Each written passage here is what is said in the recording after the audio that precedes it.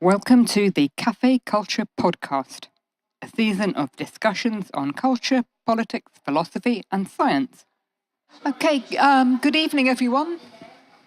This evening's talk is entitled Forced Organ Harvesting in China, What Can We Do? And it'll be given by Wendy Rogers, Professor Wendy Rogers, who's Professor of clinical ethics at Macquarie University in Australia. Wendy's come from Sydney, Australia, to typical British summer weather. But I think you're used to that anyway. If any of you are keen to tweet about the talk, we are at Cafe Culture NE, all one word, or hashtag Cafe Culture NE if you do it that way. Okay, so thank you very much, welcome again, and I'm going to hand over to Wendy. Thank you very much, Jackie. Thank you for inviting me, and thanks for organising the whole thing. It's lovely to be here, and I'm actually envious of the rain. We've had a very dry winter in Sydney, and we're facing an awful bushfire season, so I'd like to take some of the rain home with me.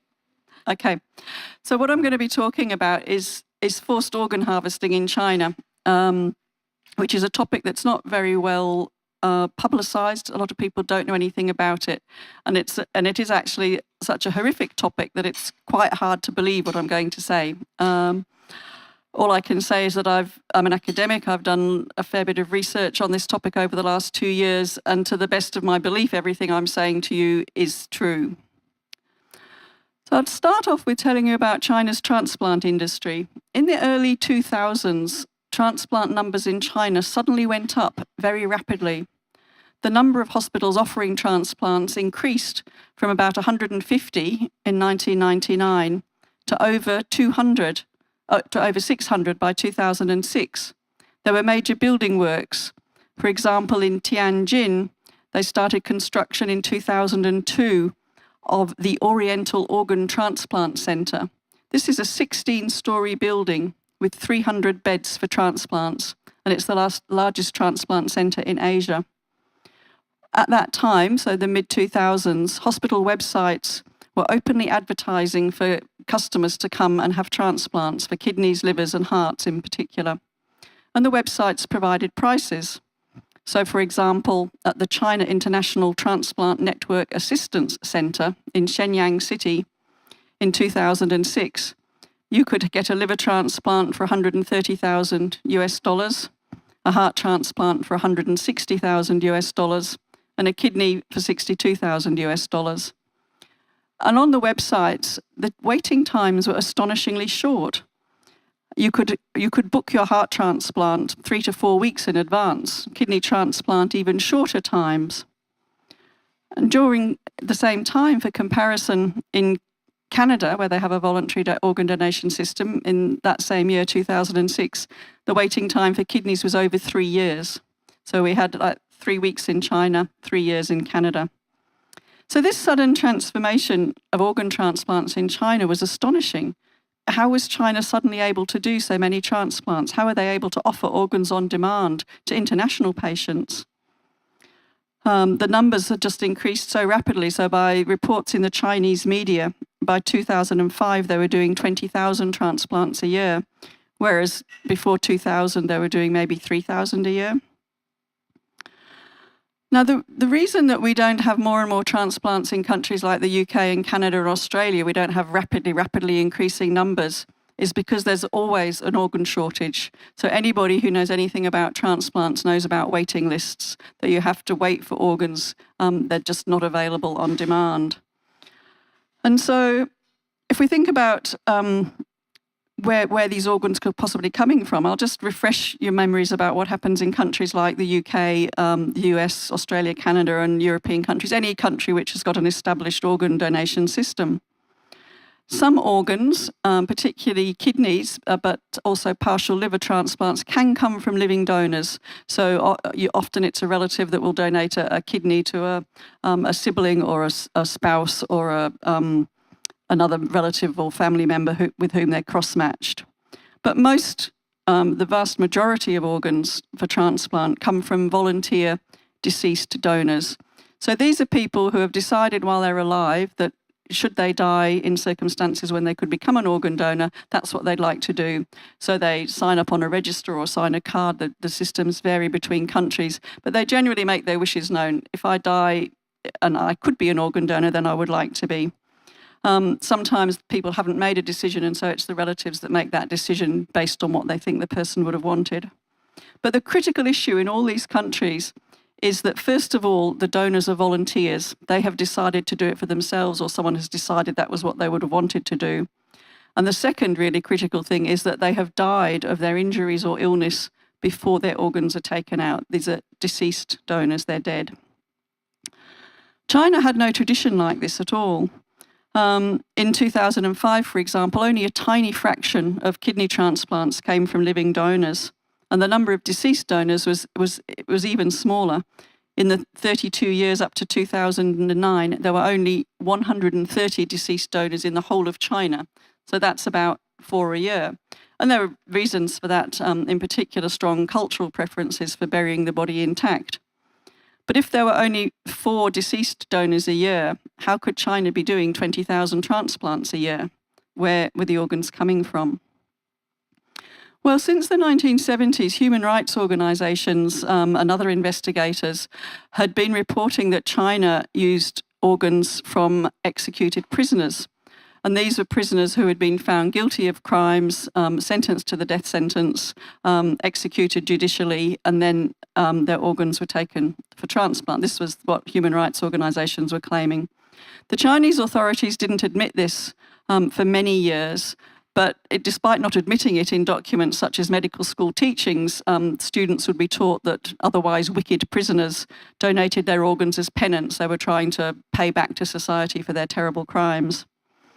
And this practice of taking organs from executed prisoners who were sentenced to the death penalty was actually codified in a law which was about temporary rules concerning the utilisation of corpses or organs from the corpses of executed prisoners. It's got a long regulation. And that regulation was issued in 1984 by the China's Supreme People's Court, and it officially permitted organs to be taken from executed prisoners in 3 circumstances: if the body wasn't claimed, if the prisoner volunteered, or if the family consented. So they did have a regulatory quasi-legal framework for taking organs from prisoners who had been sentenced to death. But despite these accounts and despite the regulation, China kept denying that the organs came from prisoners up until 2005. And by then, people all around the world were seeing that China was advertising organ donation. So they had to explain where the organs were coming from. I had to put up some story. So China's Vice Minister for Health, a man called Huang Zhefu, admitted in 2005 for the first time officially that organs were sourced from executed prisoners. He said that up to 95% of organs transplanted in China came from executions. This is a practice that's condemned internationally and in international organ donation guidelines because of concerns that prisoners are in such a coercive situation, especially facing the death penalty, that it's not really possible for them to give informed consent. But anyway, China said, we have the death penalty, that's our law, we have the death penalty, and then we take the organs when the person is dead. And so perhaps that was the answer. Perhaps that was all that was going on in China, which would still have been more than enough. But still the numbers didn't add up. I mean, it's difficult to know how many executions there are in China each year because it's considered a state secret. But human rights organisations like Amnesty try and do estimates. And in the mid-2000s, they estimated there was about 2,000 judicial executions per year in China. And if that number was anywhere near accurate, the number of death sentence prisoners was far too low to actually supply the up to 20,000 transplants a year. And there were other reasons to think not all the organs could be coming from death sentence prisoners, because prisoners often make poor donors. They have ill health. They've been chronically incarcerated a lot of the time with poor health care. Infections with blood-borne viruses are common in the prison population, and that makes them unsuitable to be donors.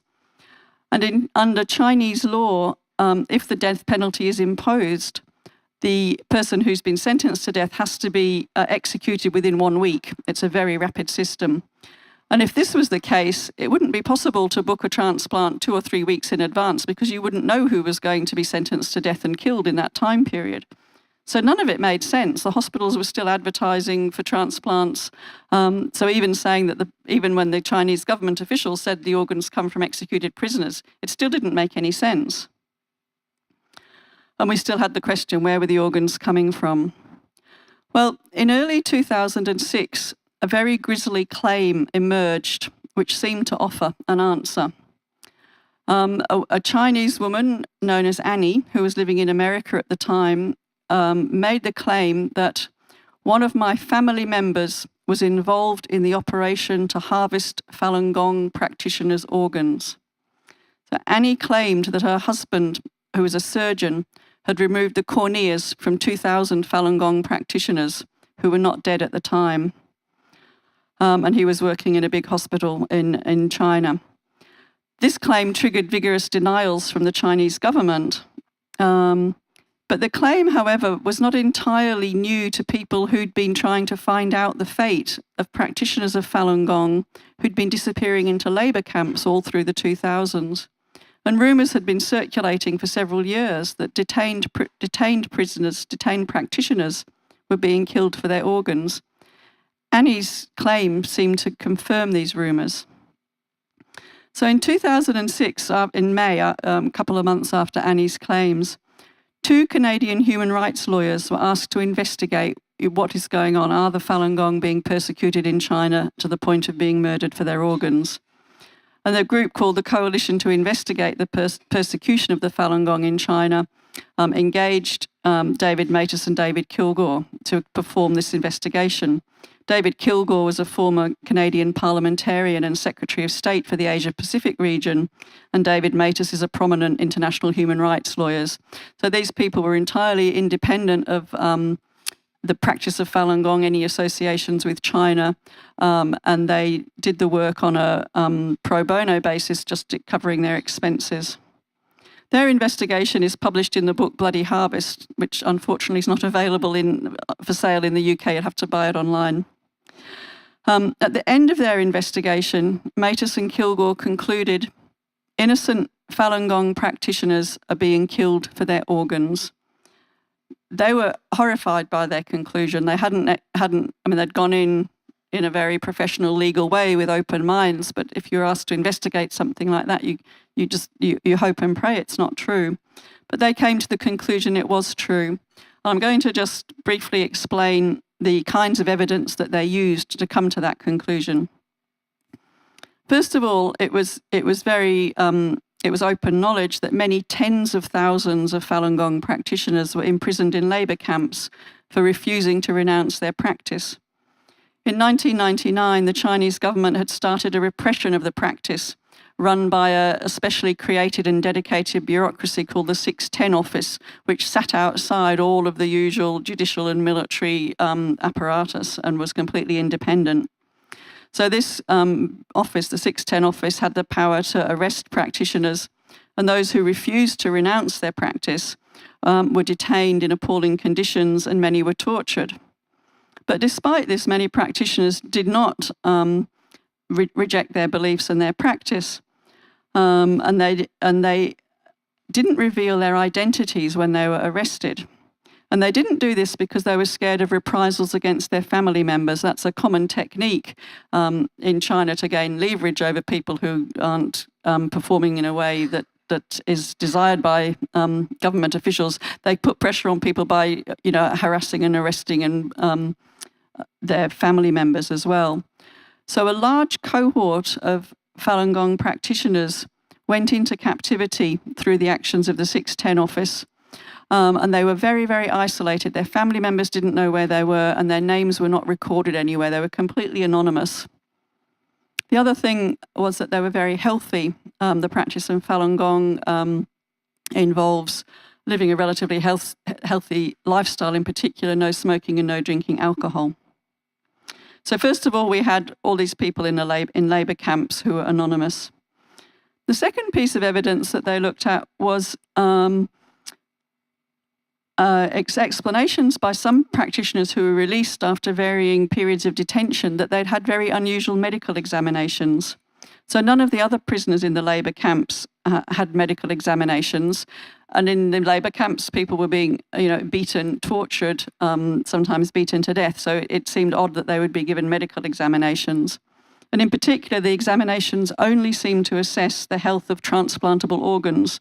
So the Falun Gong practitioners had blood tests, X-rays, ECGs, ultrasounds of their livers and kidneys, urine tests and corneal checks. And then they were just sent back to the camp, or they were moved around, or they disappeared from sight. And these accounts of medical examinations were very consistent from people who did manage to be released and escape from China. So the investigators interviewed people in many different countries around the world who had no contact with each other, and they all reported the same phenomena, even though they'd been in different camps. It wasn't every practitioner who'd been examined, but there was certainly quite a cohort who had been examined and reported these examinations. So third, occasionally, if a practitioner was not anonymous, the authorities that ran the camp would contact their family when they were dead, and the family could come and collect the body. That didn't happen very often. But amongst those families who were able to claim their deceased relatives, they reported surgical incisions and missing organs on the body. Fourth, patients travelling to China were interviewed as part of Kilgore and Matus research. And they reported when they went to China for a transplant, there was no waiting time. The organs arrived, very quickly in a day or so. And this was even when there would be quite a big group of people, a dozen or more people travelling all together for transplants. They'd all be at the same hospital, and all their organs would turn up at once, and they'd have the operations. Again, this is extremely unusual in any other country. You wouldn't be able to have 10 people turn up and all get transplanted on the same day. As I've mentioned, the hospitals were advertising rapid access to organs. They underwent major expansions to accommodate their growing transplant activities. They reported rapidly increasing numbers. And some of them reported the profits that they were making from transplant, and that was a significant income stream in their system. And a final piece of evidence that the Matus and Kilgore looked at was volunteer work by expat Chinese people who rang a total of 120 Chinese hospitals, and they posed as potential transplant patients. And they asked for details about the source and quality of the organs, should they come for a transplant or should their relative come. And of the 120 hospitals, 20 admitted directly that they used or could obtain organs from Falun Gong practitioners, which were considered the premium ones because of the non-smoking, non-drinking healthy lifestyle. Another 40 of the 120 said they used live organs from prisoners, and 10 hospitals said the source of organs was a secret that they couldn't reveal over the phone.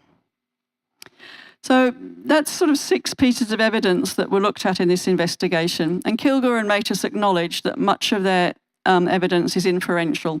They didn't see anybody being killed for their organs. They didn't have any doctors telling them exactly what was happening. And they say that the detention of Falun Gong practitioners alone doesn't prove that their organs underpin the remarkable expansion of transplants in China. But their confidence in their conclusion was bolstered by the work of other scholars, and also by the lack of any other credible explanation. The Chinese government has never offered any explanation as to where the organs came from, how they're able to do so many transplants. And I'm not a legal scholar, but I understand in legal circles you can build a case like this on inferential evidence. However, a journalist, Ethan Gutmann, undertook a separate investigation. He was a China specialist journalist, a Jewish-American man who was living in China at the time. And he was just a typical nosy journalist. And he was in Tiananmen Square, and he noticed Falun Gong practitioners performing their exercises, just being beaten viciously, put into vans and driven away. And he was sort of interested as to what was happened, so he followed the story. And over the course of several years, he interviewed practitioners who'd been released. He interviewed surgeons, prison guards, and others. And he published his book in 2014 called The Slaughter. And that explains the context and the details of the persecution and killing of prisoners of conscience for their organs. But that's a very detailed investigation, including interviews with people who have come out of the camps and escaped. And yeah, I found it like a thriller. I found it hard to put down to read, which you wouldn't think given the subject matter, but it's actually a very compelling read. But his findings, Ethan Gutmann's findings, which were performed completely independently of the Matus-Kilgore investigation, were completely consistent. So both these two independent investigations came to the same conclusion. In 2016, those three joined forces and published a third major investigation, which is called The Update. And it's published online at the website of End Organ Pillaging, which is on the bookmarks on your table. And the update is based on careful examination of the transplant programs of the 600-odd hospitals in China that do transplants. Obviously, it's not easy to get that information. So again, they've used multiple sources. They've used information from media reports, saying we've done, X hundred transplants this year. They looked at official propaganda. They looked at reports published in medical journals. They looked at hospital websites and hospital reports and a lot of archived websites. They looked at hospital revenue. They looked at bed counts, bed utilisation rates, the numbers of surgical personnel, the training programs, and state funding. So they did a very detailed analysis, again, all based on, you might say, secondary sources of data from different places. And they were horrified. They horrified themselves with their findings because they came to the conclusion, having done this kind of count, that probably there weren't 20,000 transplants a year in China. There were probably at least 60,000 transplants a year in China, and perhaps even more. So this was a figure much greater than anyone had suspected.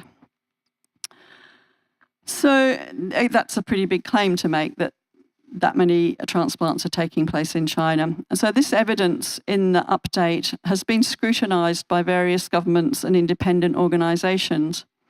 In particular, 3 Chinese researchers from the US Congressional Executive Commission on China spent 6 weeks examining the update, including the 2,000 Chinese language footnotes.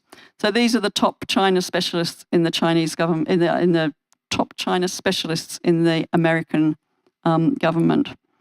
Those specialists recommended that Congress should hold a hearing, which it did. And on the eve of that hearing, the House of Representatives passed Resolution 343, which explicitly condemned China's practice of organ harvesting from prisoners of conscience. The European Parliament has since held several hearings and passed an identical resolution.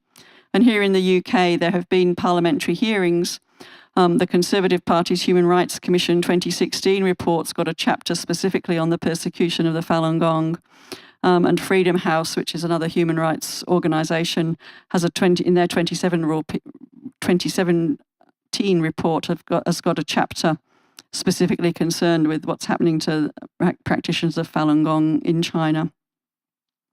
So I keep mentioning Falun Gong, and you might think, well, who are they and why would anyone want to kill them? They're the main victim group. They practice a traditional Buddhist school style practice, which mainly consists of meditation and a series of exercises and critical self-reflection according to the principles of truthfulness, compassion, and tolerance. A bit like Tai Chi with meditation. And I can go into the reasons why the Chinese government started persecuting them in the question time. So they're the main victim population, have been so far, but there are also reports that Tibetans, Uyghurs, and some followers of Christian sects that they're known as Eastern Lightning House Christians in China are also detained without trial in these labour camps. Actually, China said they abolished the labour camps, but they just renamed them to re-education camps. And members of all these 4 populations are subject to organ harvesting. And very recently, just in the last 12 months or so, Human Rights Watch has reported a comprehensive Chinese program to gather medical data for the entire Uyghur population of northwest China. So the Uyghur population, they're a minority Turkic, ethnically Turkic group, mainly Muslim people, and their entire population, 17 million people, have been bioprofiled. They've had DNA swabs, they've had ECGs, they've had X-rays, they've had ultrasounds, they've had blood tests, they've had urine tests. All of these examinations have been performed on the grounds that health checks for them. They haven't been given any results. They haven't been able to refuse the examinations. And human rights organisations are extremely concerned that basically those tests have turned the entire population into a walking organ bank. Because if someone comes in who needs a transplant, you can just look up who's a match. It's now become a crime it's very easy to make a claim of a terrorist activity against the Uyghurs. They're seen as dissident population, and there are extremely grave concerns about that move. Okay, since the first investigation was published in 2006, China's taken efforts to deny that prisoners of conscience are killed for their organs. They have run a highly successful campaign vilifying Falun Gong, the practice of Falun Gong. They say it's an evil cult. And it's been so successful that many ordinary Chinese people simply believe that Falun Gong practitioners are evil, that they're ignorant, that they're trying to bring down the government, that they reject they reject modern medical care, that they'll let their children die rather than see a doctor and so forth. And that's been a very successful demonization of that section of the Chinese society. And obviously there are historical precedents for demonizing populations, and we've got current ones as well happening in Burma at the moment. And then once a group becomes sufficiently demonized, it seems to fall outside the moral regard of the rest of the society, who become indifferent to their fate. And I think that's what's happened to practitioners of Falun Gong, and what will happen with the Uyghurs. Well, China has been aware of these allegations about forced organ harvesting and has been, worried enough about them, at least, to announce that from 2014, or they announced in 2014 that from 1st of January 2015, they would no longer use prisoners' organs in the hospital, and that only volunteer donors would be used. That would be the only lawful source of organs in China. And there have been, particularly this year and late last year, very highly publicised claims of reform in the Chinese transplant system. They claim it's now a 100% volunteer donor system, and they have all the apparatus that you would expect in a well-regulated system. They've got a computerised organ allocation and registration system. They've got clear definitions of death. They've got organ procurement organisations. They've got their Chinese Red Cross involved. So they've created a facade to say we're now doing ethical organ transplants. And now they claim that from sort of such four deceased transplants a year, 4 deceased donors a year, they now claim in 2016 they had over 4,000 voluntary deceased donors, and they're claiming they'll hit 5,000 this year. Yet unlike countries with similar voluntary deceased donor programs, none of the official registries are open, none of the data is open to public scrutiny, and investigators who try to verify what's happening must gather data manually from other sources such as state-run publications and websites and so forth. And any official data is lacking in detail and very difficult to independently corroborate. Huang Zhefu, who was the vice minister who first admitted that organs were used from prisoners, he's now director of the China National Organ Donation and Transplantation Committee. And he's actually said, well, prisoners can still donate organs, it's within their rights to donate organs, so we'll just count those as citizens' organs. So he's sort of whitewashing prisoners' organs into the voluntary system. And the Chinese tolerate no international discussion of questions about or investigation into the allegations. They come down like a ton of bricks on that. For example, in Sydney in 2015, the Consulate General of the PRC sent thinly veiled warning letters when a member of the New South Wales Upper House tried to hold a cross-party briefing on organ harvesting. So all that this MP did was invite other MPs to come and hear some information about it.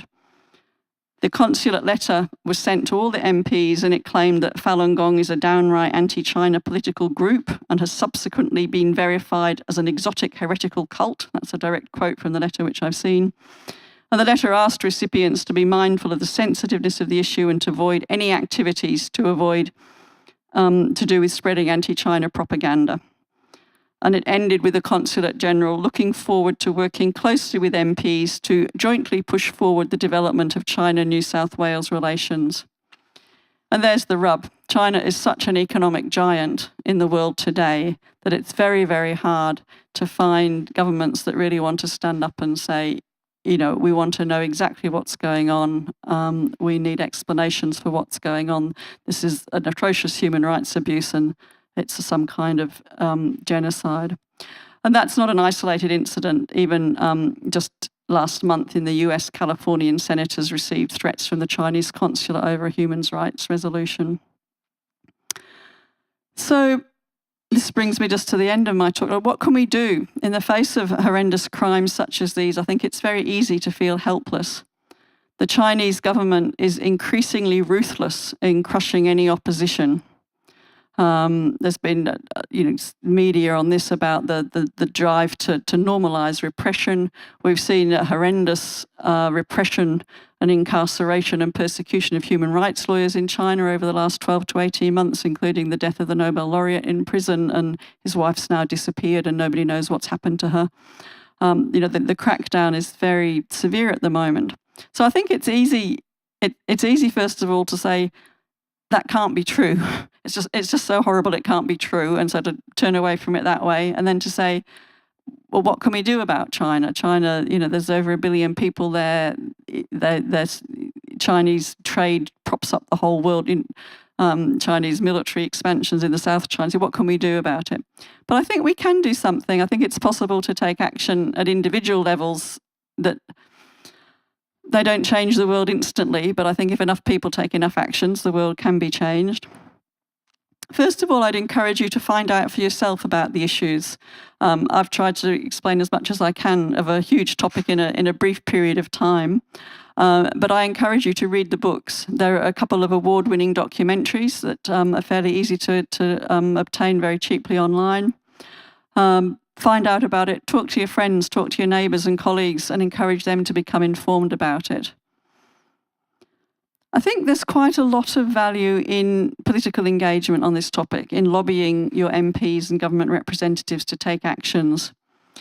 And the kinds of actions that you could mention in a letter to an MP include advocating for an international investigation into transplant abuse in China, passing motions to condemn organ transplant abuse in China through moving a motion like the one that they moved in America in the European Parliament. There hasn't been one moved in the UK Parliament yet. There are various regulations that could be brought into force in terms of visa requirements and so forth that would send a message to China that the involvement of their health professionals in activities of transplant abuse are not welcome in the rest of the world. So you can propose visa requirements that ban the entry into the country of people who have been complicit in organ transplant abuse. One of the problems with kind of chasing up what's happening in China is that there's no register in Australia and there's no register in the UK of people who have a transplant overseas. I mean, so it might be perfectly legitimate to have a transplant overseas. I live in Australia and have a sister in England, and it could be that I would have to come to England to get a kidney from her maybe. But we could also have a register where everybody who receives an organ transplant overseas is registered, and then ones that seem suspicious could be investigated. We could argue for the introduction of extraterritorial legislation, which penalises crimes that take place overseas that are crimes here. So in Australia and in the UK, it's illegal to sell and buy organs. But if I, as an Australian, sell them, go and buy an organ in China, it's not a crime. But it's possible to change laws to make them extraterritorial. And the Council of Europe has a treaty on organ trafficking, which is a very strong treaty. We could encourage the UK government to sign up to be a signatory to that. So there's quite a lot of things that you could ask politicians to do. And if enough people ask enough politicians, it'll gradually rise up to the political consciousness in Westminster. I think it's really important to support organ donation in the UK by registering to become a donor. At least some of the traffic in China is driven by foreigners who go overseas for transplants because they face very long waiting lists in their own countries. So the more that countries become self-sufficient in organs by encouraging their own populations to be donors, the less market, if you like, China provides. And finally, I've put out some bookmarks which have got the website of an organisation called endorganpillaging.org.